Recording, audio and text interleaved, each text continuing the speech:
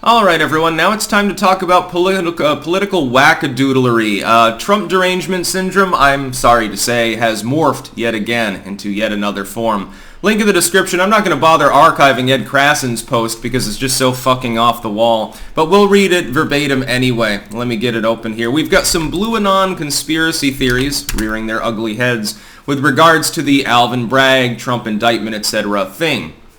Number one, we'll just read this verbatim, and you say what you think in the comments. Breaking! Fox News is reporting that law enforcement doesn't expect Trump to be arraigned until next week.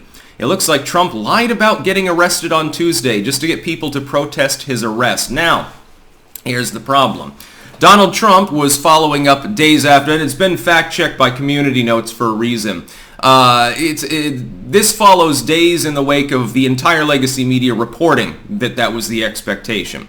Donald Trump did not originate that claim. That takes us, so this is false. That takes us, dovetail style, to a second Blueanon conspiracy theory that I'm seeing from some people. Now, I'm seeing it from leftoids, and I'm seeing it mainly from DeSantis fans.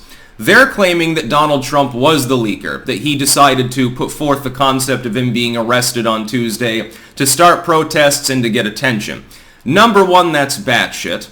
There is literally no evidence of that. The claim I claim to be spurious. No, the Trump campaign did not paint a different picture of this and get it through NBC News. I'm not sure what channel he would have to go through in order to actually get them to do so.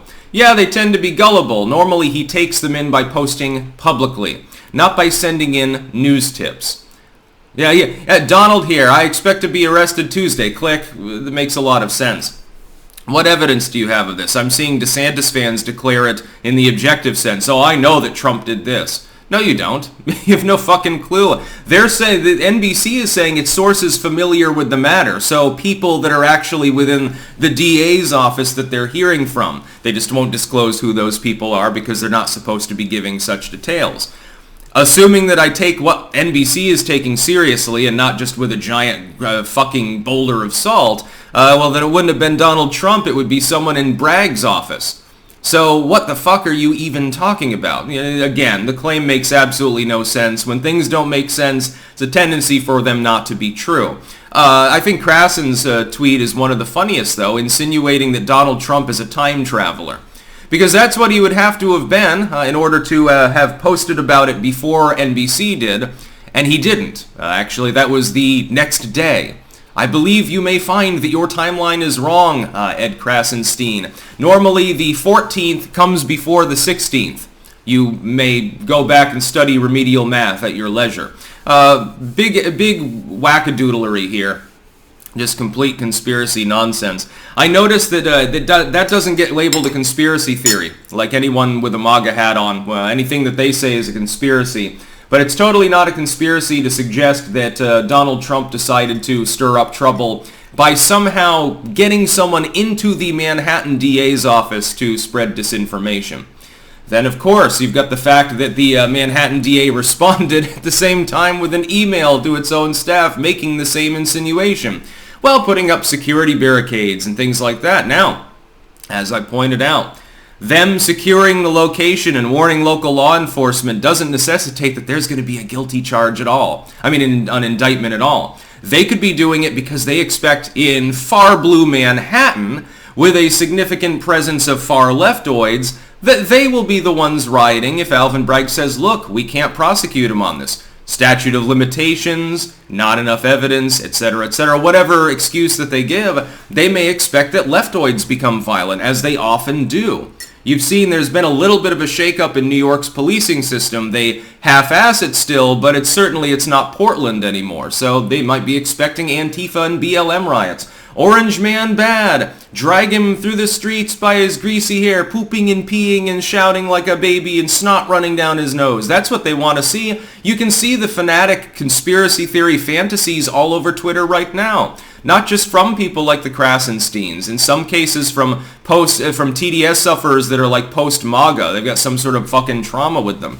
They have this bizarre and ever more fleshed out fantasy that Donald Trump is going to get dragged out kicking and screaming hurled into the back of the van. They're going to rough him up a little bit, that big fat baby, and then his mugshot, and there'll be tears dripping down his face and mud all over him and shit like that. He'll have pooped his pants and stuff like that. They've got an infantile obsession.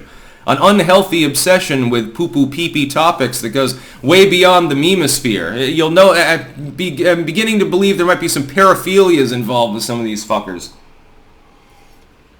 And if they don't get that, if their fantasy is not fulfilled and they stop getting any dopamine hits because they're like, oh, Trump skated again, watch what happens if that occurs.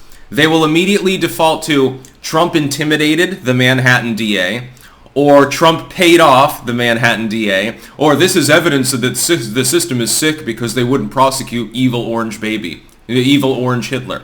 That's exactly what they will do. They will refuse, right now, and fact check them on this, start archiving posts. See a lot of liberals saying, well, nobody's above the law. The law is functioning as intended, says Nancy Pelosi. There's no reason to protest. Okay.